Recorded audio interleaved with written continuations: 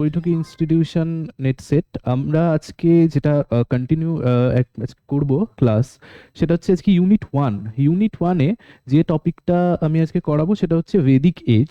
তো Vedic age নিয়ে শুরু করতে গেলে প্রথমে যেটা দিয়ে শুরু করতে হবে যে ভেদিক এজের যে টাইম পিরিয়ডটা সেইটা কোনটা। ভেদিক এজের ক্ষেত্রে কিন্তু আমরা ভেদিক এজকে জেনারেলি সময়ে দুটো যুগে ভাগ করতে পারি।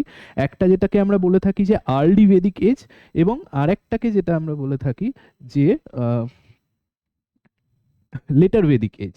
একটা আর্লি ভেদিক এজ এবং আরেকটা হচ্ছে লেটার ভেদিক এজ। তো এখানে যেটা দেওয়া আছে এটার মোটামুটি সময়কালটা আর্লি ভেদিক পিরিয়ডের প্রথমে দেওয়া আছে। তো আর্লি ভেদিক পিরিয়ডের সময়কালটা কত না ১৫০০ থেকে ১১২০ কি ১০০০ বিসিই পর্যন্ত যে সময়কালটা সেইটাকে মোটামুটি আমরা আর্লি ভেদিক এজ বলে চিহ্নিত করে থাকি। এবং লেটার ভেদিক এজ যেটা সেইটার সময়কালটাকে আমরা চিহ্নিত করে থাকি মোটামুটি ১০০০ বিসিই থেকে ৬০০ বিসিই এই সময়কালটা পর্যন্ত। তো এখানে প্রথমে আমাদের দেখতে হবে যে ভেদিক এজ বলতে এখানে যে ম্যাপটা দেওয়া রয়েছে, অর্থাৎ কোন অঞ্চলটাকে কেন্দ্র করে প্রথম যে আর্যদের ক্ষেত্রে, আচ্ছা প্রথমে যেটা এই ভেদিক এজ পড়াতে গিয়ে বলে রাখা দরকার যে এই যে ভেদিক সিভিলাইজেশনটা, আমরা জানি ভারতের ইতিহাসে প্রথম নগরায়ন হিসেবে যেটা হয়েছিল শুরু, সেটা হচ্ছে কোনটা না হরপ্পান সিভিলাইজেশন। তো আফটার হরপ্পান সিভিলাইজেশন আমরা দেখতে পাচ্ছি যে পরবর্তীকালে নতুন করে যে নগর সভ্যতা যেটা ভারতবর্ষের ইতিহাসে গড়ে উঠেছিল সেইটা কিন্তু আস্তে আস্তে তার পতন ঘটছে। এবং পরবর্তীকালে এই ভেদিক এজে গিয়ে আমরা দেখতে পাচ্ছি আবার পুরনো যে গ্রামীণ সভ্যতা সেইটা কিন্তু ফিরে আসে, এবং সেই ক্ষেত্রেই যে আর্যদের যে ভারতে আগমন সেই বিষয়টার সাথে কিন্তু এই সম্পূর্ণ টপিকটা সংযুক্ত।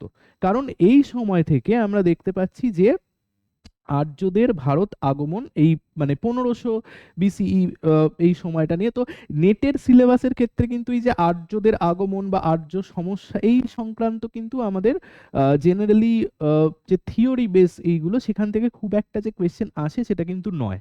তো ভেদিক এজের ক্ষেত্রে যে জায়গাটা থেকে মূলত কোয়েশ্চেন আসে প্রথমেই সেটা হচ্ছে কোনটা না, সেটা হচ্ছে যে ভেদিক এজ আর্লি ভেদিকই হোক বা লেটার ভেদিকই হোক, সেক্ষেত্রে সবচেয়ে গুরুত্বপূর্ণ যে যে পয়েন্টগুলো আমাদের পড়তে হবে নেটের জন্য সেগুলো হচ্ছে যে এই সময়কার যে সোসাইটি, ইকোনমি বা রিলিজিয়ান, এই তিনটে জিনিস কিন্তু এক্ষেত্রে সবচেয়ে ইম্পর্টেন্ট।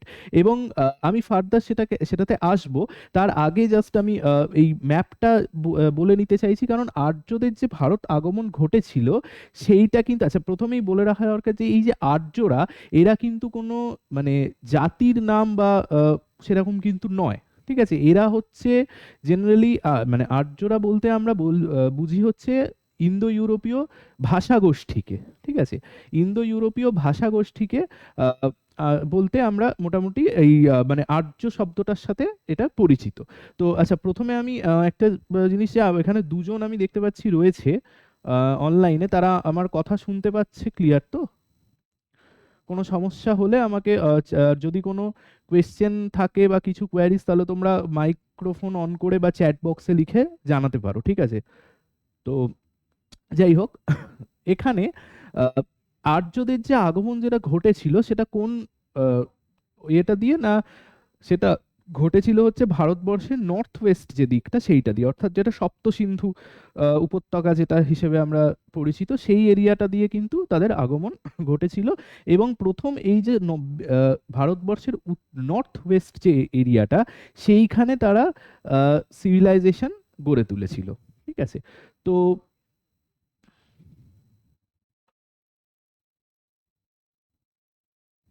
ওকে, আচ্ছা এখানে আমরা নেক্সট যে পার্টটা আসছে সেটা হচ্ছে যে আর্লি ভেদিক পিরিয়ড এবং যে লেটার ভেদিক পিরিয়ড, এই যে দুটো সময়কাল এর এর যে টাইম পিরিয়ডটা এখানে প্রথম দেখা যাচ্ছে যে আর্লি ভেদিক পিরিয়ড এবং লেটার ভেদিক পিরিয়ড। আচ্ছা আমাকে একটা কথা, যারা ইয়েতে অনলাইনে আছো, আমাকে একটা জিনিস জাস্ট আমি জিজ্ঞাসা করছি তোমাদেরকে, সেটা হচ্ছে যে আমরা যদি ভেদিক এজ এবং আর্লি ভেদিক এজ এবং লেটার ভেদিক এজ এই দুটোর বিষয়ে যাই, তাহলে মেন যে প্রধান যে বৈশিষ্ট্য দুটো সময়কারী, আমরা যদি প্রথম আর্লি ভেদিক এজে যাই, তো সেই সময়কার মানুষ, সেই সময়কার অর্থনীতি কিরকম ছিল, মানে সেই সময়কার অর্থনীতি কি কেন্দ্রিক ছিল, এটা কেউ আমাকে বলতে পারবে? যারা অনলাইনে আছো আমাকে কেউ বলতে পারবে যে অর্থনীতি প্রথম আর্লি ভেদিক এজে মানুষের মূল অর্থনীতি কি ছিল? কারণ আমরা দেখতে পাচ্ছি যে হরপ্পান সিভিলাইজেশনের সময় যেটা হচ্ছে যে একটা নগর সভ্যতা গড়ে উঠছে এবং সেই নগর সভ্যতার আস্তে আস্তে পতন ঘটছে, হয়ে আবার পুনরায় আর্যদের আগমন এবং বৈদিক সভ্যতার সূত্রপাত। তো এই বৈদিক সভ্যতায় আর্লি ভেদিক যে এজ, অর্থাৎ কত সময়কালটা এখানে লেখা আছে না, ১৫০০ থেকে ১০০০ খ্রিস্টপূর্বাব্দ, এই ১৫০০ থেকে ১০০০ খ্রিস্টপূর্বাব্দর যে সময়কালটা, এই সময়কালে মানুষের মূল অর্থনীতি কি ছিল, অর্থনীতির ভিত্তি কি ছিল? এটা কেউ বলতে পারবে আমাকে যারা আছো? এটা একটু বলো যে মানে এটা সম্পর্কে কি মত তোমাদের, যে বৈদিক সমাজে, আদি বৈদিক সমাজে আমি পার্টিকুলারলি বলছি, সেই আদি বৈদিক সমাজের অর্থনীতি মূল ভিত্তি কি ছিল? বাণিজ্য? না, বাণিজ্য তো আচ্ছা, আর কি আরেকজন, আর যারা বাকি আছো, তোমাদের কি মনে হয় বাণিজ্য কি সেই সময় শুরু হয়েছিল? আরেকজন আছো? আহ, সেও বলো যে মানে এই এটা তোমার কি মনে হয় যে আহ, বেদিক এজ, আর্লি বেদিক এজ যেটা, তার অর্থনীতির মূল ভিত্তিটা কি ছিল? দেখো, আর্লি বেদিক এজ যেটার সময়কালটা হচ্ছে কত না, ১৫০০ থেকে ১০০০ খ্রিস্টপূর্বাব্দ। বাণিজ্য কিন্তু সেই সময় মানে সূত্রপাত যে হয়েছিল সেই রকম ভাবে হলেও অর্থনীতি সেই সময় মূল ভিত্তিটা কিন্তু ছিল পশুপালন। ঠিক আছে, মানুষ কিন্তু সেই সময় পশুপালন ভিত্তিক সমাজে বসবাস করত, এবং এই অর্থনীতি পশুপালন ভিত্তিক হওয়ার দরুন সেই সময়কার অর্থনীতির যে মানে যে মূল সম্পদটা ছিল, সেই সম্পদের মূল ভিত্তিটাই ছিল হচ্ছে গো সম্পদ। ঠিক আছে, সম্পদের মূল ভিত্তিটাই ছিল হচ্ছে গো সম্পদ। এবং এটা হচ্ছে আমি বলছি কোন সময়ের কথা না, আর্লি ভেদিক এজের কথা, নট লেটার। পরবর্তীকালে আমরা দেখতে পাচ্ছি যত দিন যাবে বা পরবর্তী বৈদিক যুগে আহ, যেটা হবে না, কৃষির আস্তে আস্তে বিস্তার লাভ শুরু হবে। ঠিক আছে, এবং মানুষ আস্তে আস্তে যে সিন্ধু যে প্রথম বৈদিক যে আদি বৈদিক যুগে মানুষ যে সিন্ধু নদীকে কেন্দ্র করে যে সিভিলাইজেশনটা গড়ে তুলেছিল, পরবর্তী বৈদিক যুগে গিয়ে দেখা যাবে যে মানুষ আস্তে আস্তে গঙ্গা নদী বা গঙ্গা নদী তীরবর্তী কেন্দ্রিক যে সভ্যতা, সেইটার দিকে মানুষ আস্তে আস্তে এগিয়ে যাবে, সেটা পরে আসবো। তো নেক্সট যেটা হবে যে নেক্সট, এটা হলো প্রথম ফেজটা। এবার যদি আমরা দ্বিতীয় বলি, অর্থাৎ কিনা যেটা হচ্ছে লেটার ভেদিক ফেজ, অর্থাৎ লেটার ভেদিক ফেজের সময়কালটা হচ্ছে ১০০০ থেকে ৬০০ খ্রিস্টপূর্বাব্দ। ১০০০ থেকে ৬০০ খ্রিস্টপূর্বাব্দ যে সময়কালটা, অর্থাৎ এখানে দেখতে পাচ্ছ লেখা আছে ১০০০ থেকে ৬০০ লেটার ভেদিক ফেজের যে সময়কালটা, এই লেটার ভেদিক ফেজের যে মূল চেঞ্জ তার অন্য মানে হিসেবে কি আর কি আসতে পারে, তোমাদের কি মনে হয়? তোমরা মানে যখন মানুষ আর্লি বেদিক থেকে লেটার বেদিকে যাচ্ছে, সেই সময় একটা মেজর চেঞ্জ আসছে মানব সমাজে, বা স্পেশালি আমি যদি ভারতীয় উপমহাদেশের কনটেক্সটে বলি, সেখানে কিন্তু একটা মেজর চেঞ্জ আসছে এই লেটার ভেদিক এজে গিয়ে। সেইটা কি, সেটা একটা মানে কোনো একটা নির্দিষ্ট বিষয় যেটা কিন্তু এর আগে সেরকমভাবে ভারতবর্ষে দেখা যায়নি, যেটা কিন্তু এই যে লেটার ভেদিক এজ, অর্থাৎ ১০০০ থেকে ৬০০ খ্রিস্টপূর্বাব্দ এই সময় থেকে এসে দেখা যাচ্ছে, সেটা কি কেউ বলতে পারবে? যারা আছো এটা বলতে পারবে যে মেন লেটার ভেদিক এজ এর মেন মানে বৈশিষ্ট্যটা, প্রধান বৈশিষ্ট্য হিসেবে কি তোমাদের চোখে পড়ছে, কি মানে বলতে কি বলা যেতে পারে? যারা আছো চ্যাট বক্সে লিখে জানাতে পারো, বা মাইক্রোফোনে বন্ধ করেও বলতে পারো যে আহ, এই যে লেটার ভেদিক সময়কাল, এই লেটার ভেদিক সময়কালে একটা মেজর চেঞ্জ এসেছিল, সেটা কি, যেটা আর্লি ভেদিক এজে আমরা দেখতে পাই না?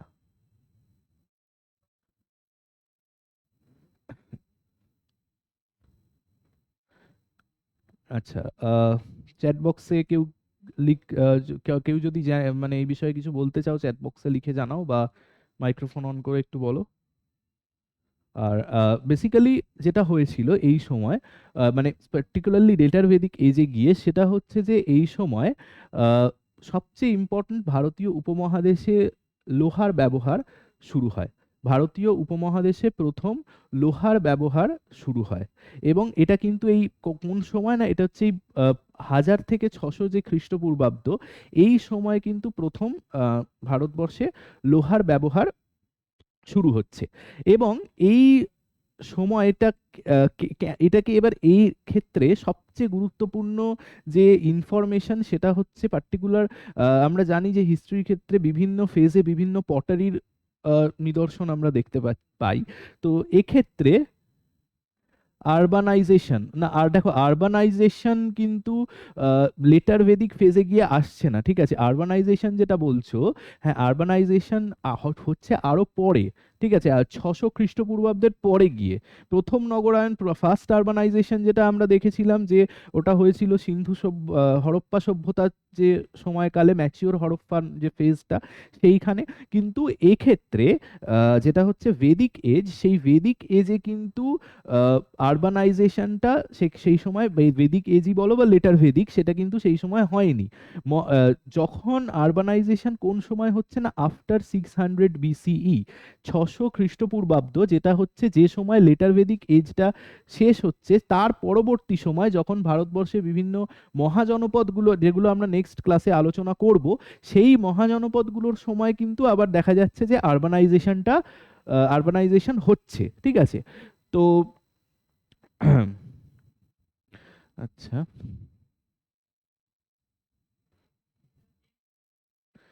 হুম, আচ্ছা, নেক্সট যেটা হচ্ছে ভেদিক এজের পলিটিক্যাল অর্গানাইজেশন। মানে আমরা যে ভেদিক এজটা নিয়ে পড়ছি, সেখান থেকে প্রথমেই আমি বলে দিয়েছিলাম যে কোন কোন জায়গাগুলো থেকে এই কোয়েশ্চেনগুলো মানে কোন কোন জায়গাগুলো থেকে মূলত কোয়েশ্চেনগুলো আসতে পারে। না, কোয়েশ্চেনগুলো কিন্তু আসতে পারে হচ্ছে মূলত, সেকেন্ড, কোয়েশ্চেনগুলো আসতে পারে কিন্তু হচ্ছে মূলত আহ, প্রথম যার মধ্যে এটাই প্রথম আছে, যে পলিটিক্যাল অর্গানাইজেশন, রিলিজিয়ান, সোসাইটি। প্রথম এখানে দেখতে পাচ্ছ যে পলিটিক্যাল অর্গানাইজেশনের কথা বলা হচ্ছে। পলিটিক্যাল অর্গানাইজেশন ছাড়া আহ, যেগুলো থেকে আসতে পারে, মানে পলিটিক্যাল অর্গানাইজেশনের মধ্যে আমাদের আলাদা করে এগুলো দেখতে হবে। দেন যেটা আলাদা করে দেখতে হবে, সেটা হচ্ছে এই সময়কার, মানে পার্টিকুলার ভেদিক এবং লেটার ভেদিক দুটো ফেজেরই যে সোসাইটি এবং ইকোনমি, এবং তার সাথে সাথে রিলিজিয়ান সেই সময় কি ছিল, রিলিজিয়ানের কি ধরনের রিলিজিয়ান সেই সময় ছিল, সেইগুলোকে কিন্তু আমাদের স্টাডি করতে হবে। তো এখানে প্রথমে আমরা যদি বেদিক এজের বা বৈদিক যুগের পলিটিক্যাল অর্গানাইজেশনগুলো দেখি, তাহলে দেখতে পাবো যে এই সময় এই পার্টিকুলার একটা টার্ম, যেটা এখানে দেখো লেখা আছে, সেটা হচ্ছে রাজন, ঠিক আছে? এই রাজনের ক্ষেত্রে, রাজন টার্মটা এক্ষেত্রে আমরা পলিটিক্যাল অর্গানাইজেশনের ক্ষেত্রে খুব গুরুত্বপূর্ণ। শুধুমাত্র রাজন নয়, রাজন ছাড়াও আমরা আরো বেশ কয়েকটা টার্ম পাবো, যেটা হচ্ছে, একটা হচ্ছে গোপতি এবং আরেকটা হচ্ছে ভূপতি। গোপতি এবং ভূপতি, তখন কিন্তু সেই সময় পলিটিক্যাল অর্গানাইজেশনের মূল যেটা ছিল, যে তখন কিন্তু রাজারা মূলত মানে যেটা পরবর্তীকালের কনসেপ্টে যেটা আসে, যে মহারাজ, যে বা রাজা, যিনি হচ্ছেন একটা এলাকাকে কেন্দ্র করে সেইখানকার একজন সার্বভৌম রাজা হিসেবে পরিচিত হবেন, সেই কনসেপ্টটা কিন্তু তখন ছিল না। সেই কনসেপ্টটা আসবে পরবর্তীকালে, যখন থেকে দেখা যাবে যে আহ, কৃষির উদ্ভব, মানে কৃষির বিস্তার যখন থেকে হবে, সেই সময় থেকে কিন্তু এই আহ, রাজা বা মহারাজা, যেটা যে যে যেটা পরবর্তীকালে আমরা মহারাজ বলে যে কনসেপ্টটা আসবে, সেটা কিন্তু অনেক পরবর্তীকালে আসবে। এই সময় পলিটিক্যাল অর্গানাইজেশনের যারা হেড, সেক্ষেত্রে আমরা এখানে যে রাজন টার্মটা আছে, এই রাজন টার্মটাকে কিন্তু আমাদের হাইলাইট করতে হবে, রাজন এবং তার সাথে আরো যে কয়েকটা টার্ম, সেটা একটা হচ্ছে গোপতি এবং আরেকটা হচ্ছে ভূপতি। এই দুটোর এই টার্মগুলো কিন্তু এক্ষেত্রে গুরুত্বপূর্ণ। তো মানে মূল মূল তারা এবং তাদের কাজটা কি ছিল তাহলে এই সময়, তাহলে এই সময় এই প্রশ্নটা উঠে আসতে পারে, যে সেই সময় রাজা মূলত কি ছিল না, এই সময় রাজা কিন্তু ছিলেন হচ্ছে একটা মানে রাজার মেন কাজ ছিল, তিনি একটা, যে এই যে এখানে উল্লেখ আছে দেখো, এখানে বিভিন্ন ট্রাইব বা বিভিন্ন যে, যেগুলোকে ক্ল্যান বলা হতো, জন বা গণ, এই জন বা গণ পার্টিকুলারগুলো কিন্তু সেই সময়কার এক একটা গোষ্ঠী, এবং সেই সময় যেহেতু পশুপালন অর্থনীতির মূল ভিত্তি ছিল, তাই সেই সময় আহ, রাজনৈতিক মানে কোনো যে এক একটা রাজ্য বা সেই তার কনসেপ্টটার বাইরে এসে এক এক মানুষ কিন্তু গোষ্ঠী অনুযায়ী সেখানে, বা গোষ্ঠী যাকে ইংলিশে ক্ল্যান বলছি আমরা, এবং বেদিক টেক্সটে যেগুলোকে জন বা গণ বলে উল্লিখিত করা রয়েছে, সেই তাতে কিন্তু বিভক্ত হয়েছিল। এবং সেক্ষেত্রে এই জন বা গণ, এক একটা জন বা এক একটা গণ বা এক একটা ক্ল্যানের যিনি হচ্ছেন লিডার, তাকে কিন্তু রাজন বা ভূপতি বা গোপতি, যেটাকে আমরা গোপতি ইত্যাদি যে টার্মগুলোকে আমরা পাওয়া যাচ্ছে, সেই নামে কিন্তু তারা পরিচিত ছিলেন। এবং এবার এক্ষেত্রে তাদের যে কাজটা ছিল যে তারা একটা গোষ্ঠী অন্য এরিয়ায় যে গোষ্ঠীভুক্ত যারা জন বা গণ যারা ছিলেন, সেইখান থেকে তাদের যে আহ, গো সম্পদ সেই সময়, আচ্ছা আরেকটা জিনিস যেটা বলে রাখা দরকার, সেটা হচ্ছে যে এই সময় আহ, অর্থনীতির মূল ভিত্তি ছিল হচ্ছে গো সম্পদ। তো এখানে প্রত্যেকটা গোষ্ঠী এবং প্রত্যেকটা মানে ক্ল্যান বা জন বা গণ যেগুলো, তারা কিন্তু প্রত্যেকে নিজেদের মধ্যেই গো সম্পদ নিয়েই তারা মূলত মানে সম্পদ বৃদ্ধি বা ক্ষেত্রে এই গো সম্পদের ওপরই তারা নির্ভরশীল ছিল। ফলে তারা কিন্তু প্রত্যেকটা সময় আমরা দেখতে পাচ্ছি যে এই গোপতি বা ভূপতি বা রাজন এদের নেতৃত্বে আরেকটা এরিয়া থেকে তাদের যে গো সম্পদ সেইটা হরণ করে নিজেদের সম্পদ বৃদ্ধি করা, এইটাই কিন্তু সেই সময় মূলত পলিটিক্যাল অর্গানাইজেশনগুলোর মূল মানে ভিত্তি ছিল। ঠিক আছে, এবার আহ, এর মধ্যে আমরা পলিটিক্যাল আর বেশ কিছু নেটের কোয়েশ্চেন আসার ক্ষেত্রে এখান থেকে যেগুলো আসতে পারে, শুধুমাত্র পলিটিক্যাল অর্গানাইজেশন বলে নয়, যে কোনো সোসাইটির ক্ষেত্রে বা অন্যান্য ইকোনমিক ক্ষেত্রে যে কিছু টার্ম নিয়ে কোয়েশ্চেন আসতে পারে। টার্ম যা লাইক এখানে যেমন একটা টার্ম তোমরা দেখতে পাচ্ছ এখানে, যে এই যে বলি, এই যে এই বলি, এই বলির শব্দটার বলতে কি বোঝাচ্ছে? এই বলি অর্থাৎ যেটাকে বলছে যে পার্টিকুলার একটা কোনো যুদ্ধে জেতার পর যে গো সম্পদ, তারা একটা ট্রাইব বা একটা ক্ল্যান, তারা যখন সেই গো সম্পদটা হরণ করে নিয়ে আসছে এবং সেই যে পার্টিকুলার যে ট্রিবিউট, ঠিক আছে, সেইটাকে বা যে যিনি যে সম্পদ তারা ক্রয় করে আনছে সেইটা কিন্তু, এবং সেইটাকে কিন্তু এখানে বলি এই টার্মটা কিন্তু ইউজ হচ্ছে। এবং এখানে আরেকটা টার্মও আমরা পাচ্ছি বেদিক এজের ক্ষেত্রে, সেটা হচ্ছে সেনানি। এই সেনানি অর্থাৎ যিনি, যাকে কিন্তু না সেই সময়কার রাজাদের যে সৈন্যবাহিনী তার যে হেড, তাকে কিন্তু এই সেনানি নামে অভিহিত করা হতো। ঠিক আছে, এবার এই পলিটিক্যাল অর্গানাইজেশনকে কেন্দ্র করে আমরা আরো বেশ কিছু মানে শব্দ আমরা এখানে পাবো। ঠিক আছে, যেমন সভা, সমিতি, বিদথ, এইগুলো কি, আমি এগুলো নেক্সট ইয়েতে স্লাইডে নেক্সট ইয়েতে বলছি আমি। আহ, আচ্ছা, এইবার পলিটিক্যাল অর্গানাইজেশনের মধ্যে মেন যে জায়গাটায় আসবো, যেটা ইম্পর্টেন্ট, সেটা হচ্ছে যে এই সভা এবং সমিতি, এই জায়গাটা, এটা তোমরা দেখতে পাচ্ছ, এটা আর্লি ভেদিক এজের ক্ষেত্রে এবং লেটার ভেদিক এজ বোথ এতেই কিন্তু প্রযোজ্য। এবং এখান থেকে কিন্তু নেটের ক্ষেত্রে, নেটে বেশ কিছু কোয়েশ্চেনও এসে থাকে। ঠিক আছে, তো সেক্ষেত্রে আমরা এটা দেখবো যে এখানে পার্টিকুলার দুটো টার্ম আমরা পাবো। ঠিক আছে, প্রথম হচ্ছে সভা এবং আরেকটা হচ্ছে সমিতি। তো সভা আর সমিতি কি, এইটা মোটামুটি আমরা যারা হিস্ট্রির, আমরা যারা হিস্ট্রি স্টুডেন্ট, তারা এই সভা এবং সমিতি টার্মটার সঙ্গে কিন্তু মোটামুটি পরিচিত। তো এক্ষেত্রে এখানে সভা এবং সমিতির ডিফারেন্সিয়েশনটা, হ্যাঁ, ডিফারেন্সিয়েশনটা আমি আর আলাদা করে ইয়ে করছি না। যেটা বলার সেটা হচ্ছে যে, হ্যাঁ, এত দেরি, আচ্ছা, না এই হলো 10 মিনিট। আচ্ছা, আমি আজকে যেটা পড়াচ্ছি সেটা হচ্ছে ভেদিক এজ। ঠিক আছে, ভেদিক আগের দিন এটা কন্টিনিউ করছি, আগের দিনের ক্লাসটা একটু আজকে দেরিতে শুরু হয়েছে। তো ভেদিক এজের ক্ষেত্রে যেটা আমি শুরু করেছি জাস্ট ইন্ট্রোডাকশন, এবং তারপরে সভা পলিটিক্যাল অর্গানাইজেশনগুলো করাচ্ছি। তো সেখানে হ্যাঁ, ঠিক আছে। সেখানে আমি সভা এবং সমিতি, এই সভা এবং সমিতি কি ছিল তোমরা মানে, আমি জাস্ট জেনারেল ইন জেনারেল যদি জিজ্ঞেস করি সভা সমিতি বলতে তোমরা তোমাদের আর কি এটা জানার জন্য, হোয়াট ইজ সভা, ডিফারেন্সিয়েশনটা আমরা কিভাবে করব সভা সমিতির মধ্যে? না না না, এই করের সাথে কোনো সম্পর্ক ছিল না। ঠিক আছে। এর আগের স্লাইডেই আমি বললাম এই সময় যে কর বা ট্রিবিউটারি একটা যে দিতে হতো, এই সময় মানে এটা তো তোমরা জানো যে এটা আমি আগেও যেটা বলছিলাম সেটা হচ্ছে এই সময় মানুষ পশুপালনের ওপর ভিত্তি করে তাদের যে গো সম্পদ সেটাই হচ্ছে সমাজে অর্থনীতির মূল ভিত্তি ছিল। ঠিক আছে। তো আহ, এক্ষেত্রে যেটা দেখতে হবে যে তাহলে সভা এবং সমিতির মধ্যে ডিফারেন্সটা কি ছিল। প্রথমত হ্যাঁ বলো, মানে what is the difference between সভা অ্যান্ড সমিতি?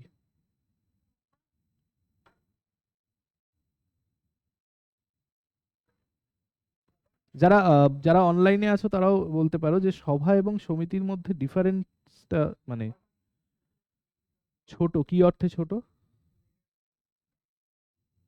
হুম, গ্রামের।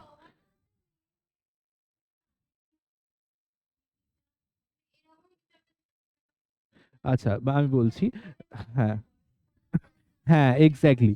সভা যেটা সেটা হচ্ছে এখানে দেখো লেখাই আছে, সেটা হচ্ছে যে যারা হচ্ছে পলিটিক্যাল ইয়ের চেয়েও বেশি যারা হচ্ছে সমাজে এল্ডার্স সোসাইটিতে, এবং যারা পার্টিকুলার যারা যেখানে আমরা পরবর্তীকালে নবলস বলে থাকি বা উচ্চ মর্যাদা সম্পন্ন যে সমস্ত অভিজাত যারা সমাজের, তারা কিন্তু এখানে তাদের গ্যাদারিং সভাতে হতো। ঠিক আছে।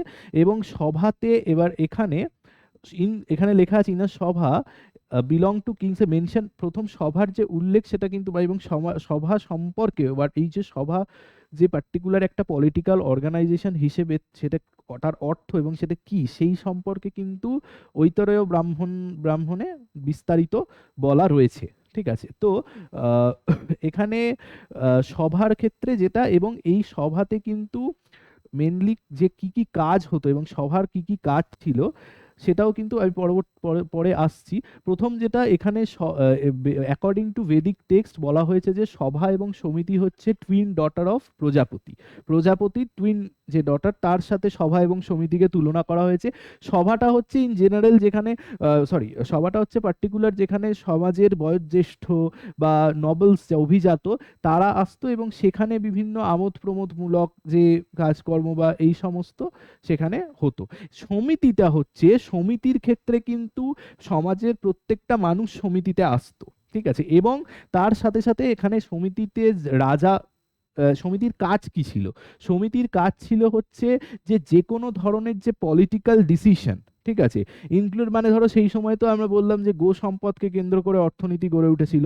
ফলে এক একটা যে এই যে ধরো কোনো একটা গোষ্ঠী বা যে সেই সময়কার গোষ্ঠী কি নামে পরিচিত ছিল, গোষ্ঠীগুলো না জন গণ ইত্যাদি নামে পরিচিত ছিল।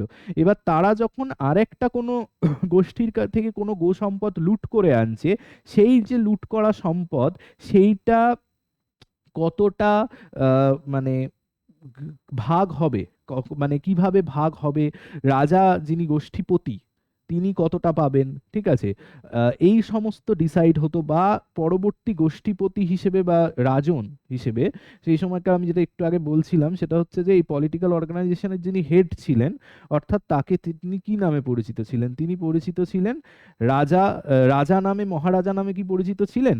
ছিলেন না, হ্যাঁ। তিনি সেই সময় গোপতি ভূপতি তারপর হচ্ছে রাজন ইত্যাদি নামে তিনি পরিচিত ছিলেন। ঠিক আছে।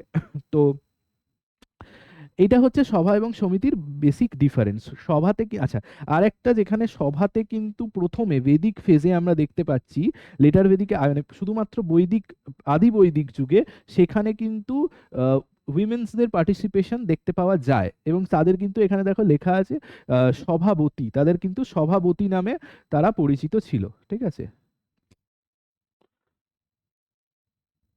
সভাপতি নামে কিন্তু তারা পরিচিত ছিল। ঠিক আছে। এবার পরবর্তীকালে আমরা যখন লেটার ভেদিক ফেজে আসব সেই সময় আমরা দেখতে পাবো যে আর সবার মধ্যে কিন্তু মহিলাদের মানে পার্টিসিপেশন দেখা যাচ্ছে না। সমিতিতে ছিল, সমিতিতে মহিলাদের পার্টিসিপেশন ছিল, তা কিন্তু সভাতে সেটা পরবর্তীকালে দেখা যাচ্ছে না। ঠিক আছে। আচ্ছা, নেক্সট এখানে এই যে এখানে একটা জিনিসও যেটা উল্লেখ করা আছে, সেটা হচ্ছে samiti was responsible for electing the rajan. ঠিক আছে, সমিতি, রাজন কে হবে সেটা ইলেক্ট করার জন্য সমিতি কিন্তু রেসপন্সিবল ছিল, সেখানে এই ডিসিশনগুলো নেওয়া হতো। নেক্সট যেটা সবচেয়ে ইম্পর্টেন্ট, বিশেষ করে বৈদিক এবং পরবর্তী দুটোর ক্ষেত্রেই, বিশেষ করে বৈদিক যুগে, সেটা হচ্ছে বিদথ। ঠিক আছে, এই বিদথ কি ছিল না, বিদথ টোটাল এখানে দেখো লেখা আছে, টোটাল বিদথ এখানে 122 টাইমস, 122 বার বেদা, ঋগ্বেদে, ঠিক আছে, ঋগ্বেদে টোটাল 122 বার এই বিদথ টার্মটা পাওয়া যায়। ঠিক আছে, এই বিদথ টার্মটা, এটা কিন্তু নেটে এটা নিয়ে এর আগেও এসছে, এটা নিয়ে কিন্তু আসতে পারে। ঠিক আছে, তো টোটাল 122 বার বিদথ টার্মটা ঋগ্বেদে পাওয়া যায়। এবং এইটা কি ছিল না, এইটাও কিন্তু এর এই মানে পার্টিকুলার যে বিদথর পারপাসটা যেটা, সেটা কিন্তু এখানে লেখা আছে, the purpose of this assembly was to make decision for secular, military, economic and religious purposes.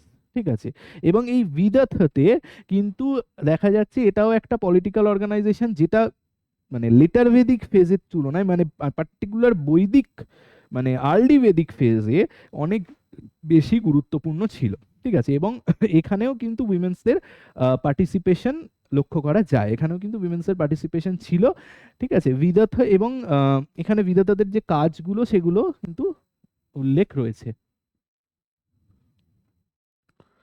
আচ্ছা, এখানে হচ্ছে এই পলিটিক্যাল অর্গানাইজেশনের মধ্যেই পড়বে, সেটা হচ্ছে যে এখানে পলিটিক্যাল মানে রাজনকে কেন্দ্র করে, ঠিক আছে, রাজনকে কেন্দ্র করে যারা তার অ্যাসিস্ট করতো, যাকে যারা, তাদের কি কি বলা হতো বা তারা কি নামে পরিচিত ছিল, তার একটা উল্লেখ এখানে দেওয়া রয়েছে। ঠিক আছে, যেমন এখানে দেখো, এখানে প্রথমে সুতো, অর্থাৎ চ্যারিয়ট, অর্থাৎ কে, চ্যারিয়টিয়ার। ঠিক আছে, এটা সারথি অর্থাৎ যাদের বলা হতো। ঠিক আছে, অক্ষবাপ, মহিষী, ভাগদুগ, এইটা কিন্তু খুব ইম্পর্টেন্ট, এই ভাগদুগটা কিন্তু ভালো করে দেখতে হবে। ভাগদুগ কিন্তু নেটে এবং সেটে বোথ কিন্তু এসেছে। ঠিক আছে, প্রত্যেকটা টার্মই এখানে কে, এটা ম্যাচিং কোয়েশ্চেনও আসতে পারে বা ডিরেক্টও জিজ্ঞেস করতে পারে, সেটা হচ্ছে এদের কাজ কি ছিল। যেমন পালাগাল, পালাগাল বলতো মেসেঞ্জারকে। ঠিক আছে, তো এক্ষেত্রে এটা একটা খুব ইম্পর্টেন্ট যে মেসেঞ্জার, এটা কিন্তু কোন সময় কোন যুগে কি কি নামে, এখানে কিন্তু বিভিন্ন ভ্যারাইটি অফ নেম আমরা এই মেসেঞ্জারদের ক্ষেত্রে পাই।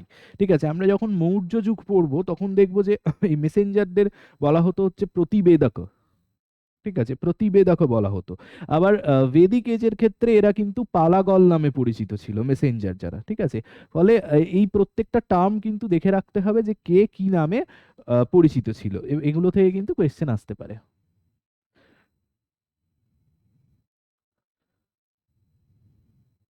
আচ্ছা, নেক্সট যেটা হবে হচ্ছে সোশ্যাল লাইফ। ঠিক আছে, এটা পলিটিক্যাল অর্গানাইজ। আচ্ছা, তাহলে একবার ছোট্ট করে পলিটিক্যাল অর্গানাইজেশনটা কোন কোন জায়গাগুলো পড়তে হবে বলে দিই। প্রথম হচ্ছে সভা, সমিতি, বিদথ, এই তিনটে সম্পর্কে দেখতে হবে।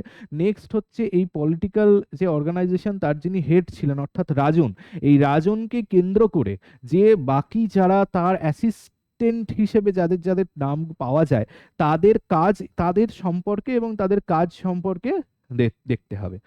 আচ্ছা, এবার হচ্ছে সোশ্যাল লাইফ। সোশ্যাল লাইফের ক্ষেত্রে আমাকে একটা বলো, তোমরা তো বৈদিক, আমরা তো বৈদিক যুগ সম্পর্কে সবাই মোটামুটি কম বেশি পড়েছি, তো সেক্ষেত্রে আমাকে বলো যে বেদিক এজ সম্পর্কে, বেদিক এজ এবং লেটার ভেদিক এজ, মানে আর্লি বেদিক এজ এবং লেটার ভেদিক এজ, এখানে সোসাইটিতে কি কি চেঞ্জ দেখতে পাই, মানে দুটোর মধ্যে তফাৎটা কি।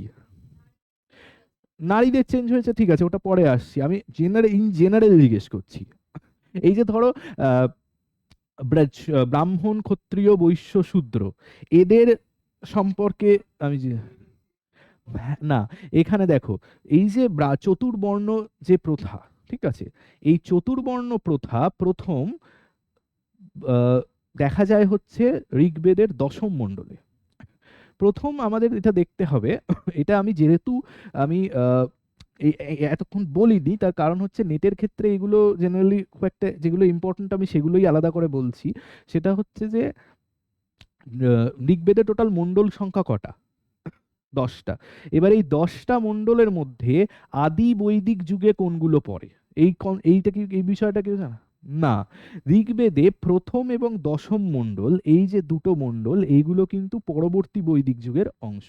ঠিক আছে, পরবর্তী বৈদিক মানে যেটা হচ্ছে 1000 থেকে 600 খ্রিস্টপূর্বাব্দ, সেই সময়কার অংশ। এবং 1500 থেকে 1000 যেটা হচ্ছে আর্লি ভেদিক এজ, সময় সেই সময় কিন্তু আমরা দেখতে পাই যে আহ, কি বলছিলাম, হ্যাঁ, আহ, এবার সোসাইটির ক্ষেত্রে যে মানে মেজর চেঞ্জেসটা কি আসবে, আচ্ছা প্রথম এবং দশম মণ্ডল হচ্ছে পরবর্তী এতে।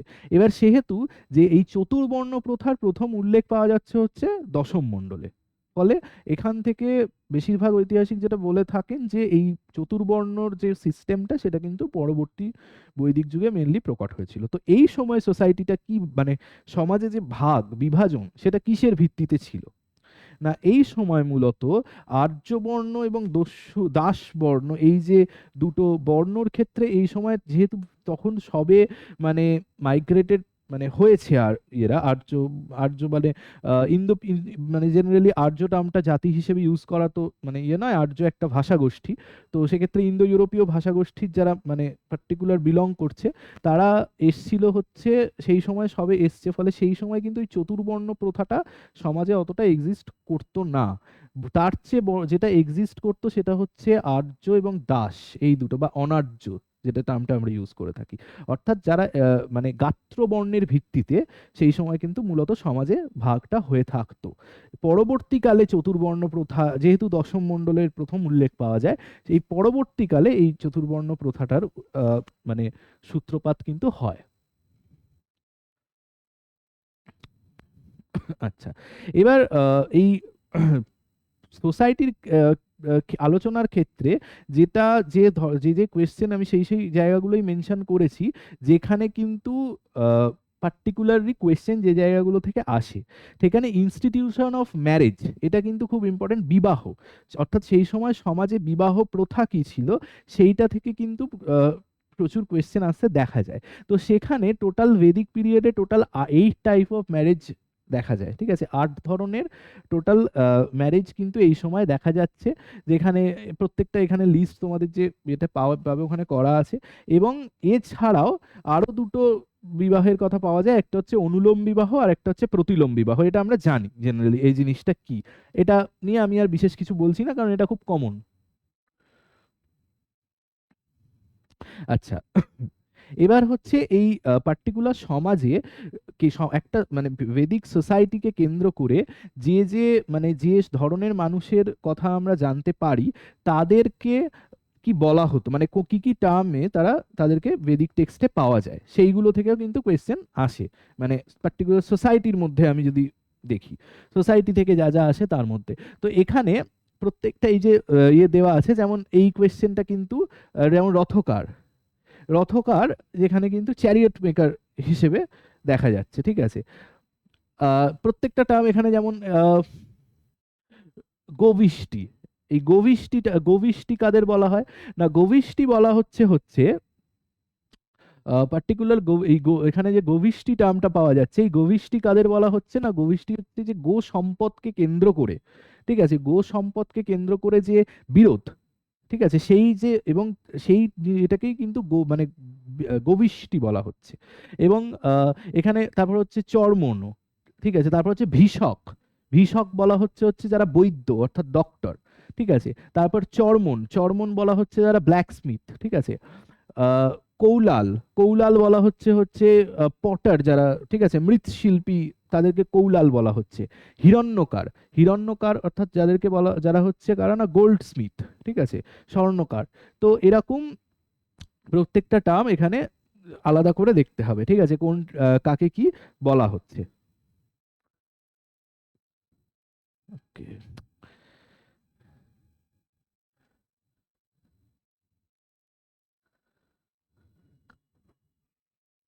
ওকে, নেক্সট হচ্ছে ইকোনমি।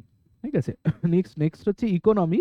ইকোনমির ক্ষেত্রে আহ, আমি লেটার বেদিকের আগে ইকোনমির ক্ষেত্রে যে মূলত যেগুলো আসে সেগুলো হচ্ছে এই সময় আহ, এটা তো আমরা দেখলাম যে রাজা যে গোপতি নামে পরিচিত ছিল, ঠিক আছে। এই গাভ্যুতি বলে যে টার্মটা দেখতে পাচ্ছ, এই গাভ্যুতি এটা কিন্তু ইম্পর্ট্যান্ট, কারণ এটা বলা হতো যে মেজারমেন্ট অফ ডিস্টেন্স, তাকে গাভ্যুতি বলা হতো।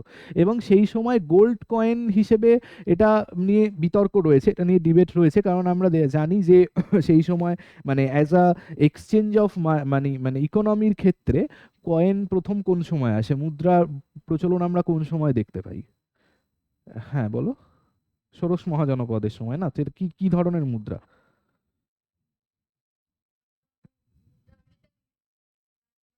না না না, সেটা বলছি না আমি, কি মুদ্রা, হ্যাঁ কারসাপন। কারসাপন অর্থাৎ যেটা কি ছিল না, সেটা হচ্ছে রৌপ্য মুদ্রা যেগুলো, তাই তো। তো রৌপ্য মুদ্রা বা কারসাপনের as a medium of exchange, medium of exchange হিসেবে প্রথম আমরা দেখতে পাই হচ্ছে ষোড়শ মহাজনপদের সময়, মানে আফটার 600 বিসি। এই সময় গোল্ড কয়েনের হিসেবে বেশ কিছু টার্ম পাওয়া যায়, যেমন এই যে নিষ্কো, কৃষ্ণল, শতমান ইত্যাদি টার্মগুলো পাওয়া যায়, যেগুলো কিন্তু অনেকেই গোল্ড কয়েনের মানে সাথে রিলেট করেছেন, কিন্তু সেটা নিয়ে ডিবেট রয়েছে অনেকে কারণ সেই সময় ইকোনমির এটা কি ছিল, মানে সেই সময় কি মুদ্রার প্রচলনের আগে মূল ইকোনমির এটা ছিল হচ্ছে কিনা বাটার সিস্টেম, বিনিময় প্রথা। ফলে সেই কারণে এটা মিডিয়াম অফ এক্সচেঞ্জ হিসেবে যে মুদ্রার প্রচলন, সেইটা কিন্তু এগুলো সেক্ষেত্রে সেটাকে নয়, ঠিক আছে। তো এবং ইকোনমি, বেদিক পিরিয়ডের ইকোনমির ক্ষেত্রে যেটা আমি আগেই বলছিলাম, প্রথমেই যেটা বলেছি সেটা হচ্ছে যে এই সময় মানুষের মানে ইকোনমির মূল ভিত্তি কি ছিল না, পশুপালন, তাই তো। তাহলে কি এই সময় কৃষির উল্লেখ ছিল না? এটাও বলা যায় না, কারণ সেই সময় কৃষির উল্লেখ বেদিক টেক্সটে কিছু কিছু ক্ষেত্রে পাওয়া যায়, কিন্তু সেটা খুবই গৌণ। মূলত সেই মুখ্যত সেই সময় অর্থনীতির মূল ভিত্তি কিন্তু ছিল হচ্ছে গো সম্পদ, ঠিক আছে, এবং ফলে পশুপালন ব্যবস্থা। সেই কারণেই আমরা কিন্তু কৃষি রিলেটেড যে সমস্ত যে টার্মগুলো, যেখানে যদি আমি অর্থনীতি বা সোসাইটি এই ক্ষেত্রে যে টার্মগুলো লিস্টগুলো দিয়েছি সেগুলো যদি দেখো, সেখানে কিন্তু কৃষি রিলেটেড টার্ম কিন্তু খুব কম, বরঞ্চ সেখানে পশুপালন রিলেটেড যেটা শব্দগুলো সেইগুলোর উল্লেখ কিন্তু অনেক বেশি মাত্রায় করা হয়েছে, ঠিক আছে। এবার যদি লেটার বেদিক পিরিয়ড বলি, এখানে আমি একটা টার্ম উল্লেখ করেছি, সেটা হচ্ছে পেন্টেড গ্রেওয়্যার ফেজ। পেন্টেড গ্রেওয়্যার ফেজটা কেন উল্লেখ করা এবং এর সাথে কি যুক্ত, এটা? হ্যাঁ, মৃৎপাত্র তো বাংলা হচ্ছে পেন্টেড গ্রেওয়্যারের, মানে ওয়্যার মানে মৃৎপাত্রগুলোকে বোঝাচ্ছে, পেন্টেড গ্রেওয়্যার। পেন্টেড গ্রেওয়্যার ফেজ কেন বলা হচ্ছে এটাকে, মানে এর পিছনে কি কোনো কারণ আছে? পাওয়া যাচ্ছে, হ্যাঁ, পাওয়া যাচ্ছে। এবং এই পেন্টেড গ্রেওয়্যার গুলোই এই সময় প্রমাণ দেয় যে আফটার 1000 বিসিই ভারতবর্ষে লোহার ব্যবহার শুরু হচ্ছে। লোহার ব্যবহারের সাথে, সূত্রপাতের সাথে কিন্তু এই যে পটারিগুলো, পেন্টেড গ্রেওয়্যার যেগুলো পরিচিত, এর সাথে কিন্তু রিলেটেড, ঠিক আছে। ফলে এগুলো থেকেই কিন্তু এটা প্রমাণ হচ্ছে। এবং জিওগ্রাফিক্যাল এক্সটেনশন, যেটা এই কারণে এটা উল্লেখ করা, সেটা হচ্ছে এই জিওগ্রাফিক্যাল এক্সটেনশন কি মানে আর্লি বেদিকের তুলনায় লেটার বেদিক ফেজে কি জিওগ্রাফিক্যাল এক্সটেনশন হয়েছিল এবং কিভাবে হয়েছিল, এটা যদি আমরা বলি। মানে আমরা আর্লি বেদিক ফেজে দেখতে পাচ্ছি যখন ইন্দো ইউরোপীয় ভাষাগোষ্ঠীর মানুষ যখন ভারতবর্ষে আসছে, মাইগ্রেট হয়ে, সেটা মূলত সপ্ত সিন্ধু যে উপত্যকা, সেই উপত্যকাকে কেন্দ্র করে, যেটা হচ্ছে ভারতবর্ষের নর্থ ওয়েস্টে, তাই তো। তো সেই অঞ্চলগুলোতে তারা বসতি স্থাপন করছে, সেটেলমেন্ট গড়ে তুলছে। তো তাহলে লেটার ভেদিক ফেজে এসে আমরা এক্সটেনশনটা কি দেখছি? লেটার ভেদিক ফেজে বা পরবর্তী বৈদিক আমলে এসে আমরা তার সেই সময়কার জিওগ্রাফিক্যাল এক্সটেন্টটা কি হচ্ছে না, সেই সময় মানুষ অনেক বেশি যে মানে গাঙ্গেয় উপত্যকার দিকে অগ্রসর হতে শুরু করছে, যেটা পরবর্তীকালে যখন নগরায়ন হবে, দ্বিতীয় নগরায়ন হবে, সেটা অনেক ভাস্টলি আমরা দেখতে পাবো এবং সম্পূর্ণভাবে আমরা দেখতে পাবো যে সে বিস্তৃতিটা সম্পূর্ণ হয়েছে। কিন্তু এই সময় থেকেই কিন্তু আস্তে আস্তে এই যে তারা যে গাঙ্গেয় উপত্যকার দিকে আস্তে আস্তে সরে যাচ্ছে এবং যে এক্সটেন্ড করছে, সেইটার উল্লেখ আমরা কিভাবে পাই সেটা কিন্তু এখানে খুব ইম্পর্টেন্ট, ঠিক আছে। এখানে এইটার উল্লেখ করার ক্ষেত্রে আমরা একটা পার্টিকুলার টার্ম এখানে দেখতে পাবো, সেটা হচ্ছে, এটা আমরা আগেও দেখেছি যখন যে কোনো এনশিয়েন্ট টেক্সট মানে বইতেই, প্রাচীন ভারতের বইতেই এটা এটা পাবে, রণবীর চক্রবর্তী থেকে শুরু করে সব বইতে এটা পাবে, সেটা হচ্ছে বিদেহ মাধব।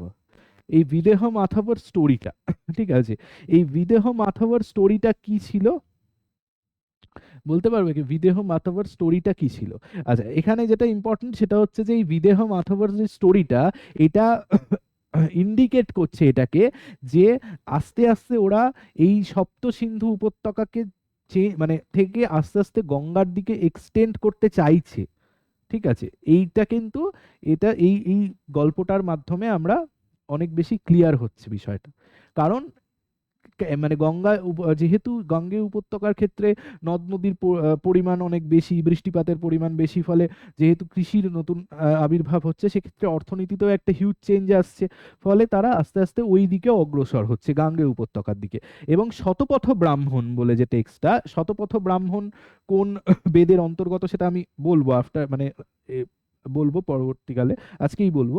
তো এই শতপথ ব্রাহ্মণ একটা, যেটা পরবর্তী বৈদিক সাহিত্যের একটা অংশ, সেই শতপথ ব্রাহ্মণে এই বিদেহ মাধবর স্টোরিটা পাওয়া যাচ্ছে, ঠিক আছে। এবং মানে এটা বলছে যে বিদেহ মাধবর, মানে এটা পার্টিকুলারলি বলতে চাইছে in the beginning they cleared land by burning, এই গল্পটার মাধ্যমে এটাই ইন্ডিকেট করছে যে কিভাবে তারা, মানে যে গাঙ্গেয় উপত্যকা সেই সময় তো মানে বসতি স্থাপন করতে গেলে আগে তো জঙ্গল এরিয়াটাকে ক্লিয়ার করতে হবে, ঠিক আছে।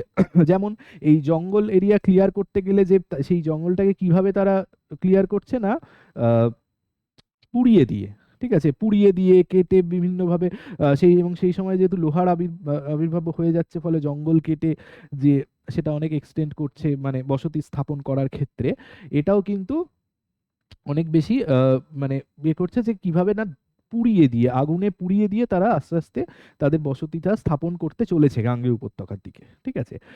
এরকম সেম এটা এটা আমরা এই শতপথ ব্রাহ্মণে পাচ্ছি, ঠিক আছে। এরকম সেম আরেকটা এখানে গল্পটা তোমাদের এখানে দেওয়াও আছে ছোট করে, আমি ইয়ে বলছি না পুরোটা, ঠিক আছে। তো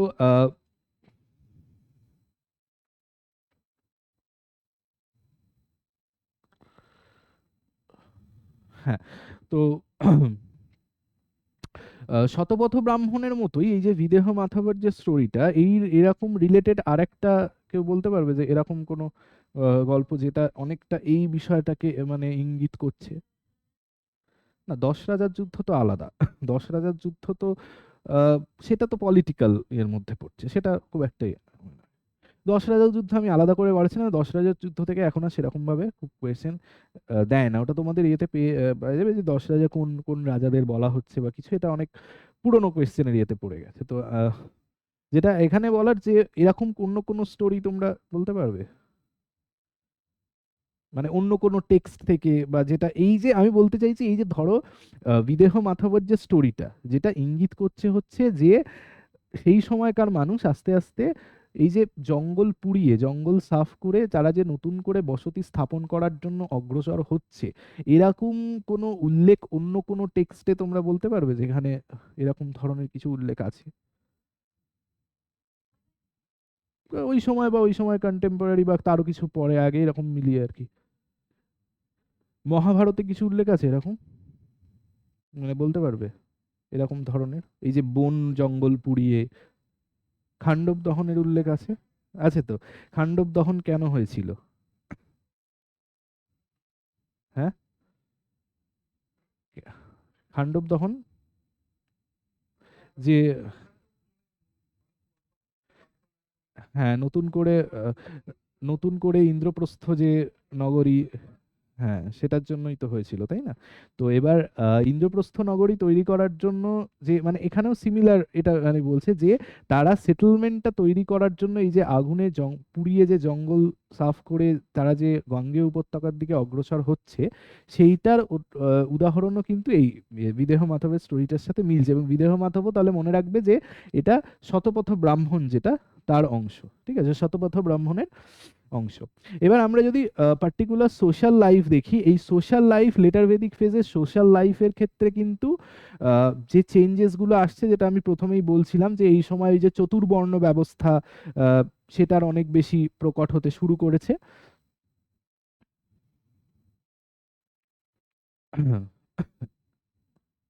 আচ্ছা, এখানে আহ, ঐতরেয় ব্রাহ্মণ থেকে এখানে পার্টিকুলার নেটের ক্ষেত্রে দেখবে বেশ কিছু কোয়েশ্চেন আসে, যেখানে হচ্ছে এই যে বিভিন্ন ব্রাহ্মণ বা উপনিষদ এরকম টেক্সটগুলো থেকে বিভিন্ন বিষয় তুলে দিয়ে কোন টেক্সটে সেটা বলা হয়েছে বা কি, এই এই ধরনের কোয়েশ্চেন কিন্তু নেটে আসছে, মানে আসে, ঠিক আছে, প্রিভিয়াস ইয়ারে দেখবে সেখানে আছে। ফলে এখানে ঐতরেয় ব্রাহ্মণে কিন্তু বলা হচ্ছে এই যে মানে ব্রাহ্মণ, ক্ষত্রিয়, বৈশ্য এবং শূদ্র, এই যে চারটে বর্ণ সৃষ্টি হলো, এবার এদের যে কাজ, এদের এবং এদের যে সমাজে অবস্থান, সেইটা সম্পর্কে কিন্তু এই ঐতরেয় ব্রাহ্মণে উল্লেখ রয়েছে, ঠিক আছে।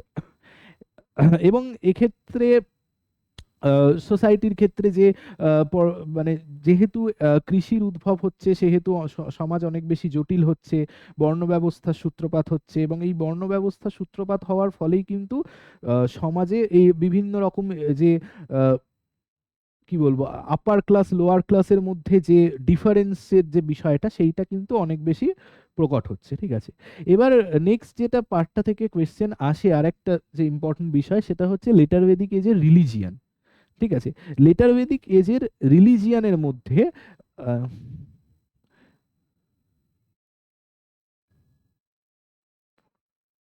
হ্যাঁ, এবার লেটার বেদিক এজের রিলিজিয়ানের মধ্যে বেশ কিছু এই যে দেবতাদের নিয়ে সংক্রান্ত, কোন দেবতা কিসের সাথে রিলেটেড বা এরকম ধরনের কোয়েশ্চেন একটা আসতে পারে। আর একটা কোয়েশ্চেন যেটা নেটে এসেও ছিল, সেটা হচ্ছে বিভিন্ন কোন দেবতা, সেক্ষেত্রে এই যে পুষাণ, পুষাণ এসছিল, তো পুষাণ কোন দেবতা, হ্যাঁ, কাদের দেবতা, শূদ্রদের দেবতা, হ্যাঁ।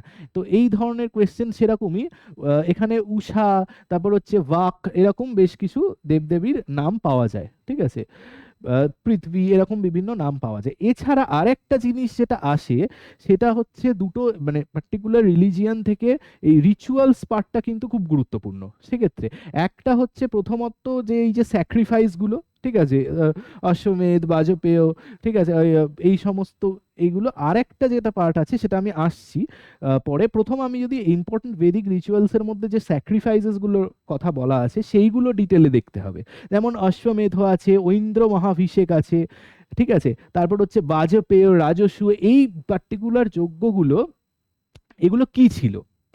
মানে ধরুন ধরো অশ্বমেধ, ঠিক আছে, অশ্বমেধে এখানে কি লেখা আছে, অশ্বমেধ a king performed the sacrifice which mint control over the area in which the royal horse ran uninterrupted. The ceremony lasted for 3 days, at the end of which the horse sacrifice was performed. The Ashwamedha sacrifice concluded with the sacrifice of 21 startled cows. মানে 21টা এখানে কিন্তু গরু, হ্যাঁ, sacrifice করা হতো, এটাও কিন্তু এখানে বলা হচ্ছে। এবং এই অশ্বমেধ যজ্ঞর ক্ষেত্রে এক মানে যে রাজা এটা করছে, সে কিন্তু পার্টিকুলার একটা মানে হর্স, সে কিন্তু দৌড় মানে তাকে ছেড়ে দেওয়া হতো এবং 3 দিনের জন্য, ঠিক আছে। নেক্সট আমরা এখানে ঐন্দ্র মহাভিষেক, ঠিক আছে, ঐন্দ্র মহাভিষেকও কিন্তু একটা পার্টিকুলার রিচুয়ালের মধ্যে, মানে রাজা ক্ষেত্রে রাজ্যাভিষেকের ক্ষেত্রে একটা রিচুয়ালস এর মধ্যে এটা পড়তো, এই পার্টিকুলার যজ্ঞটাও, ঠিক আছে। বাজপেয় এবং রাজসূয় কিন্তু প্রত্যেকটা এবার আলাদা, এখান থেকে যে কোয়েশ্চেনটা আসতে পারে যেরকম, সেটা হচ্ছে এই অশ্বমেধ, ঐন্দ্র মহাভিষেক, বাজপেয়, রাজসূয়, এই যে যজ্ঞগুলো এগুলো এক্স্যাক্টলি কি ছিল, মানে এগুলোর অর্থ, মানে যজ্ঞগুলো কিভাবে করা হতো বা এগুলো বলতে কি বোঝানো হয়, সেইগুলো কিন্তু দিয়ে অনেক সময় ম্যাচিং এ এগুলো কিন্তু আসতে পারে, ঠিক আছে। একদিকে মানে চারটে এই ধরো যজ্ঞের নাম, এবং আরেকটা হচ্ছে কি কি এদের কাজ ছিল, মানে যজ্ঞগুলোর পদ্ধতি কি কি ছিল, বা এই সমস্ত রিলেটেড কিন্তু এখানে আসতে পারে। আর একটা যেটা এই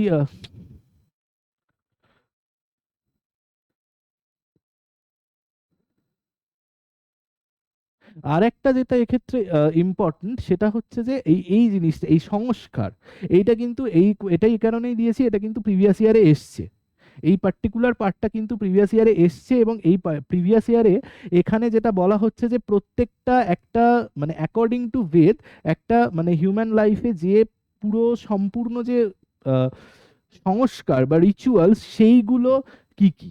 এবার এইখানে কিন্তু, এবং এটা দুভাবে কোয়েশ্চেনগুলো এসছে। প্রথমত এক একটা সংস্কারের নাম দিয়ে সেগুলো কি ছিল সেইটা রিলেটেড আসতে পারে, বা সেগুলো ম্যাচিং হিসেবেও আসতে পারে, বা আরেকটা ধরনেরও কিন্তু আসতে পারে, সেটা হচ্ছে যে এগুলো ক্রোনোলজি, মানে একটা মানুষের জন্মের পর থেকে তার ধরো বেদিক, অ্যাকর্ডিং টু বেদিক রিলিজিয়ান, তার যে উপনয়নের সময়, ঠিক আছে, এই পুরো ফেজটার মধ্যে সে কি কি সংস্কারের মধ্যে দিয়ে তাকে যেতে হবে সেই ধরনের কোয়েশ্চেনও কিন্তু এখানে এসছে। যেমন এখানে গর্ভাধান, garbhadhana a ceremony to promote conception in women.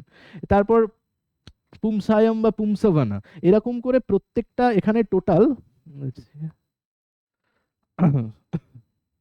এখানে পরপর ফেজ ক্রোনোলজিক্যালি যে এক একটা মানুষের জীবনের যে সংস্কারগুলো পরপর এখানে কিন্তু দেওয়া আছে। এক সেটা অন্নপ্রাশন, এই কোয়েশ্চেনগুলো, এই যেমন চূড়াকরণ, চূড়াকরণের কোয়েশ্চেনটা কিন্তু এখনো আমার মনে আছে যে প্রিভিয়াস ইয়ারে একটা ইয়েতে এসেছিল এবং সেটা সম্ভবত ম্যাচিং এ দিয়েছিল। ঠিক আছে, চূড়া চূড়াকরণ, কর্ণাভেদ, ঠিক আছে, তারপর হচ্ছে নামকরণ, নিষ্ক্রমণ, পরপর দিয়ে, আর এইদিকে একটা লেফট সাইডে এবং রাইট সাইডে হচ্ছে এগুলোর মানে এগুলো বলতে এর অর্থটা কি। যেমন নামকরণ হচ্ছে যে বাচ্চা নেম আর কি, তার নাম প্রদান করা, ঠিক আছে, ceremony for naming the child, ইত্যাদি ইত্যাদি। নিষ্ক্রমণ তা বা অন্নপ্রাশন, চূড়াকরণ, এই প্রত্যেকটা দেখতে হবে এবং এর সাথে সাথে এগুলোর অর্থটা কি, ঠিক আছে, সেইটাও কিন্তু ভালো করে করতে হবে। এগুলো থেকেও কিন্তু কোয়েশ্চেন আসে রিলিজিয়ানের ক্ষেত্রে। আচ্ছা, একেবারে পুরো বা টোটাল 13টা এখানে উল্লেখ করেছি। আচ্ছা, এবার যে জিনিসটায় আসবো, এটা মোটামুটি এটা বলে মানে আর এটা শেষ করব। সেটা হচ্ছে যে বেদিক যে লিটারেচার গুলো, বেদিক লিটারেচার ইন দ্য সেন্স, এতক্ষণ আমরা তো বৈদিক সমাজটা নিয়ে আলোচনা করলাম, তাই তো, সমাজটা বা পলিটিক্যাল যে অর্গানাইজেশন বলো, অর্থনীতি বলো, সেইগুলো পুরোটা নিয়ে আলোচনা করলাম। এবার যেটা নিয়ে আলোচনা করব সেটা মানে যেটা হচ্ছে যে বৈদিক সাহিত্য, পার্টিকুলার সাহিত্যগুলো নিয়ে, সাহিত্যগুলো নিয়ে আলোচনা করতে গেলে মানে ঋগ্বেদে যেমন এই যে ঋগ্বেদের টোটাল কটা মণ্ডল, 10টা মণ্ডল আছে, বা সামবেদ, যজুর্বেদ, অথর্ববেদ, প্রত্যেকটার আলাদা আলাদা করে দেখতে হবে। সেক্ষেত্রে ঋগ্বেদের যে 10টা মণ্ডল বা কটা, এগুলো খুব কমন আর কি কোয়েশ্চেন, ঠিক আছে। টোটাল 1028টা হিমস ঋগ্বেদে পাওয়া যাচ্ছে। তারপর এই যে সামবেদ, সামবেদটা মানে পার্টিকুলার এই যে সামবেদ যে নামকরণ, এইটা কিসের ওপর ভিত্তি করে এসছে না, যেটা হচ্ছে সামান। এখানে যে সামান বলে যে ইয়েটা রয়েছে, সামান, যার অর্থ মেলোডি, অর্থাৎ সামবেদটা কিন্তু মূলত মিউজিক্যাল নোটস বা যেটা হচ্ছে আমরা সঙ্গীত বিষয়ক যে বেদের ইয়েটা দেখি, সেটা কিন্তু হচ্ছে সামবেদ। আবার যদি আমরা যজুর্বেদের বিষয়ে দেখি,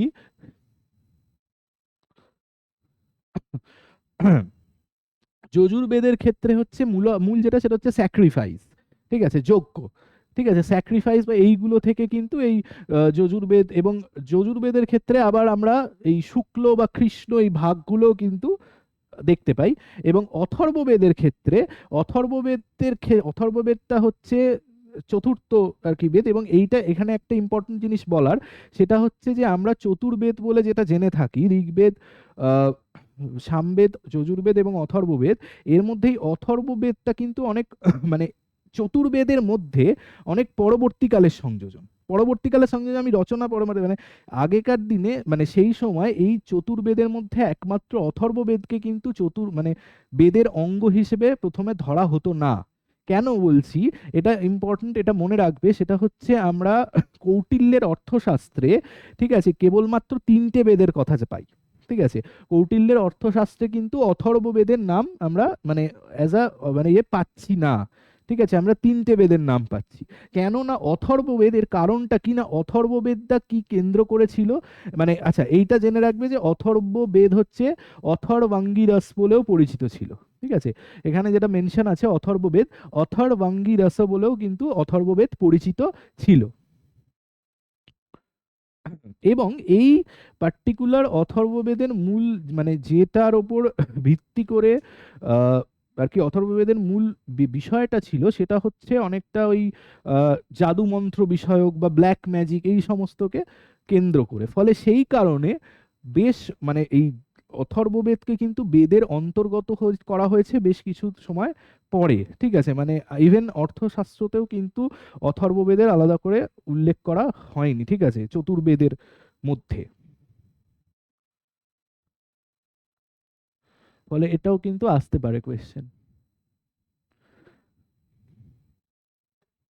আচ্ছা, এবার বেদিক লিটারেচারের মধ্যে এই লিস্টটা কিন্তু ভালো করে দেখতে হবে, অর্থাৎ কিনা এই যে চারটে বেদ ঋক সাম যজুর অথর্ব, এই চারটে বেদের মধ্যে কোনটা কার কোন আচ্ছা এইটা তো প্রত্যেকে জানো যে বৈদিক সাহিত্য কটা ভাগে বিভক্ত না? এটা জানি আমরা যে প্রত্যেক বৈদিক সাহিত্য সংহিতা, উপনিষদ, সংহিতা, ব্রাহ্মণ, হ্যাঁ, আরণ্যক, উপনিষদ চারটে ভাগে বিভক্ত, এবং প্রত্যেকটা বেদেরই আলাদা করে ব্রাহ্মণ বা রয়েছে। তো এর মধ্যে কোনটা কার, এই যে ব্রাহ্মণ, কোনটা কার ব্রাহ্মণ সেটা কিন্তু দেখে রাখতে হবে, ঠিক আছে? এটা কিন্তু অনেক সময় কোয়েশ্চেনের জন্য আসতে পারে, ঠিক আছে? যে আহ, ঋগ্বেদের কি, ঋগ্বেদের অন্তর্গত কি আছে? ঋগ্বেদের অন্তর্গত যেমন হচ্ছে ঐতরেয় ব্রাহ্মণ বা কৌশিতকী ব্রাহ্মণ। আবার সামবেদের অন্তর্গত হচ্ছে এই তাণ্ডব মহাব্রাহ্মণ ও সদাসিংহ ব্রাহ্মণ। তারপর যজুর্বেদের তৈত্তরীয় ব্রাহ্মণ, শতপথ ব্রাহ্মণ। এই শতপথ ব্রাহ্মণ এটা কিন্তু, যেটা ওখানে ওই বিদেহ মাধবর স্টোরিটা বললাম, যে যেটা বিদেহ মাধবর স্টোরির উল্লেখ আছে, সেই শতপথ ব্রাহ্মণ সেটা হচ্ছে যজুর্বেদের অন্তর্গত। আর অথর্ববেদের অন্তর্গত হচ্ছে গোপথ ব্রাহ্মণ, জৈমনীয় ব্রাহ্মণ, পঞ্চবিংশ ব্রাহ্মণ ইত্যাদি। এই প্রত্যেকটা এখান থেকে কিন্তু কোয়েশ্চেন আসতে পারে যে কোন ব্রাহ্মণটা কোন বেদের অন্তর্গত, ঠিক আছে? সেখান থেকে কিন্তু কোয়েশ্চেন আসতে পারে। আর উপনিষদ আরণ্যকগুলো থেকেও আমি মানে পার্টিকুলারলি আজকে টাইম আছে শর্ট, আমি বেদিক লিটারেচারটা মানে আরেকটা করে আমাকে পার্টিকুলার বেদিক লিটারেচারটা বলতে হবে, কারণ বেদিক লিটারেচারে কিন্তু আহ, এটা জাস্ট আমি পার্টিকুলার বেদিক লিটারেচার বলছি, যেটা আজকে আমি পলিটিক্যাল অর্গানাইজেশন বা সোসাইটি বা ইকোনমির যে যে আহ, এই পয়েন্টসগুলো বললাম, সেইগুলো মোটামুটি সেগুলো থেকে কিন্তু কোয়েশ্চেন আসে, এর বাইরে থেকে খুব একটা আসে না। কিন্তু পার্টিকুলার যদি আমরা বেদিক লিটারেচারের কথা বলি, আমি আজকে জাস্ট ব্যাকগ্রাউন্ডটা বললাম, ঠিক আছে, বেসিক যেটা। এবার আমাদের দেখতে হবে এই যে পার্টিকুলার ধরো ঐতরেয় ব্রাহ্মণ, এগুলো প্রিভিয়াস ইয়ার সলভ করেও ম্যাক্সিমামলি আমরা ম্যাক্সিমাম দেখতে পাই, সেটা হচ্ছে এই ঐতরেয় ব্রাহ্মণ, কৌশিতকী ব্রাহ্মণ বা উপনিষদগুলো থেকে। ঠিক আছে, এই প্রত্যেকটা গুলো থেকে কিন্তু ভেতরে ভেতরে বিভিন্ন পয়েন্ট তুলে কিন্তু কোয়েশ্চেন আসে, ইনফরমেশন তুলে কোয়েশ্চেন আসে। ফলে বেদিক লিটারেচারটাকে আরেকবার আমাদেরকে, জাস্ট আমি ব্যাকগ্রাউন্ডটা বললাম, নেক্সট ক্লাসে আমি বেদিক লিটারেচারটা আরো বিস্তারিতভাবে বলতে হবে, ঠিক আছে? কারণ এখান থেকে কিন্তু বেদিক আর লিটারেচারের কোশ্চেন আসে। তো এই পুরো বেদিক এজটার মধ্যে, আচ্ছা এই কোয়েশ্চেনগুলো এটা প্রিভিয়াস ইয়ার কিছু কোয়েশ্চেন্স রয়েছে যেগুলো আলোচনা করব। আহ, সেটা আচ্ছা, প্রথমেই বলে রাখি, বেদিক এবং লেটার বেদিক এজের মধ্যে তোমাদের মূলত সোসাইটি, ইকোনমি, রিলিজিয়ান, এই তিনটের সাথে সাথে বৈদিক লিটারেচার, এই চারটে জিনিস মূলত এখান থেকে করতে হবে, ঠিক আছে? আচ্ছা, স্যাম্পল কোয়েশ্চেনটা চট করে আলোচনা করে নেবো। স্যাম্পল কোয়েশ্চেনের ক্ষেত্রে প্রথম যে কোয়েশ্চেনটা আছে,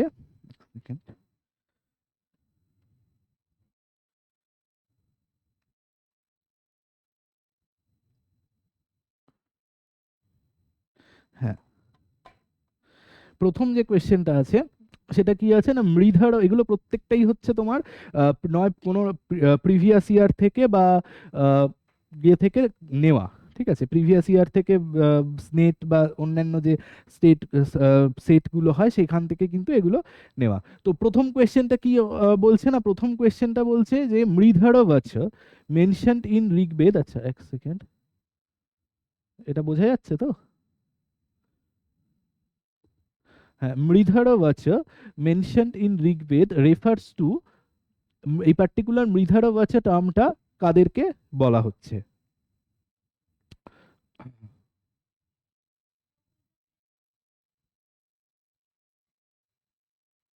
হ্যাঁ, না ঠিক আছে, আমি বলছি এইটা কোনটা বলা হচ্ছে মৃধারবাচটা? Mridhravach mentioned in Rigveda refers to, এখানে প্রথম হচ্ছে one who perform sacrifices, second অপশনটা বলা হচ্ছে one who does not perform sacrifices, third হচ্ছে one who worships nature, and fourth হচ্ছে ওয়ান হু ওয়ারশিপ স্টোন, ঠিক আছে? এইটাও প্রিভিয়াস ইয়ারে এসেছিল। মৃধারবাচ এটা বলা হচ্ছে হচ্ছে অপশন বি, যেটা হচ্ছে one who does not perform sacrifices, ঠিক আছে? One who does not perform sacrifices, একে বলা হচ্ছে মৃধারবাচ। নেক্সট যেটা বলছে, নেক্সট কোয়েশ্চেনটা, which one of the following journals are mentioned in the Rigveda?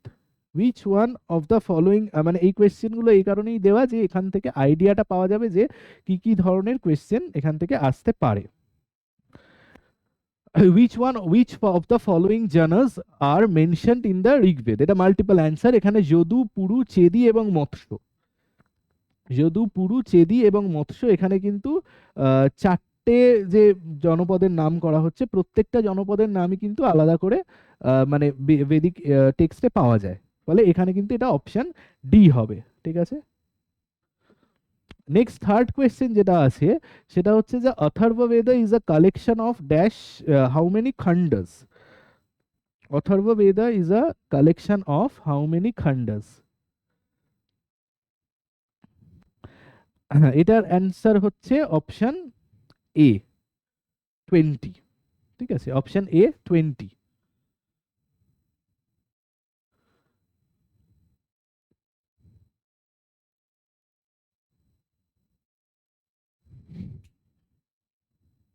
আচ্ছা, নেক্সট কোয়েশ্চেনটা হচ্ছে the Aitareya and Shatapatha Brahmanas mention in the name of which monarch who performed the Ashwamedha sacrifice along with the Indra Mahavishek? এই কোয়েশ্চেনটা কিন্তু previous ইয়ারে এসেছিল। এই কোয়েশ্চেনটা প্রিভিয়াস ইয়ারে এসেছিল যে the Aitareya and Shatapatha Brahman mention the name of which monarch who performed the Ashwamedh sacrifice along with the Indra Mahavishek, মানে অশ্বমেধ স্যাক্রিফাইস এবং ঐন্দ্র মহাভিষেক দুটোই কিন্তু করেছে। এটা কিন্তু যারা প্রিভিয়াস ইয়ার সলভ করেছো তাদের এটা পারার কথা, যারা পার্টিকুলার প্রিভিয়াস ইয়ার সলভ করেছো তাদের কিন্তু এটা পারার কথা। করনি? আচ্ছা, এটার অপশন হবে হচ্ছে অপশন এ, পারা। ঠিক আছে, এটা কিন্তু খুব মানে এটা হয়তো আজকে আমি পড়ালাম, সেটা বলতে পারো আজকে নতুন পড়াচ্ছি বলে, মানে যেহেতু নতুন টপিক, কিন্তু এই কোয়েশ্চেনটা কিন্তু খুব কমন। মানে কেন বলছি, এই কোয়েশ্চেনটা প্রিভিয়াস ইয়ারে এসেছিল, প্রিভিয়াস ইয়ার সলভ করলেই এটা কিন্তু পারা যায়। ঠিক আছে। নেক্সট কোয়েশ্চেন, এটা in the Rigvedic period nishka was the gold coins, but apart from that nishko also known as the ornament of which organ? ঠিক আছে, in the Rigvedic period nishka was the gold coins, but apart from that nishko also known as the ornament of which organ? Option C, throat. ঠিক আছে, নিষ্কো generally gold coin নামে পরিচিত, কিন্তু এছাড়াও throat, হ্যাঁ, এর অর্গানের মানে এখান অর্নামেন্ট হিসেবেও কিন্তু এটা পরিচিত। ঠিক আছে, কারোর কিছু কোয়েশ্চেন আছে?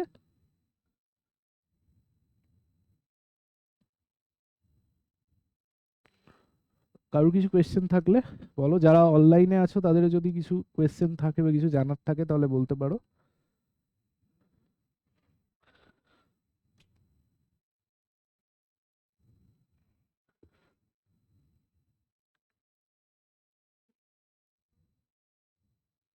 আছে কিছু? ঠিক আছে, তাহলে আজকে এই পর্যন্ত। নেক্সট দিন বেদিক লিটারেচার পড়াবো আর তার সাথে হয়তো মহাজনপদটা শুরু করবো। ঠিক আছে।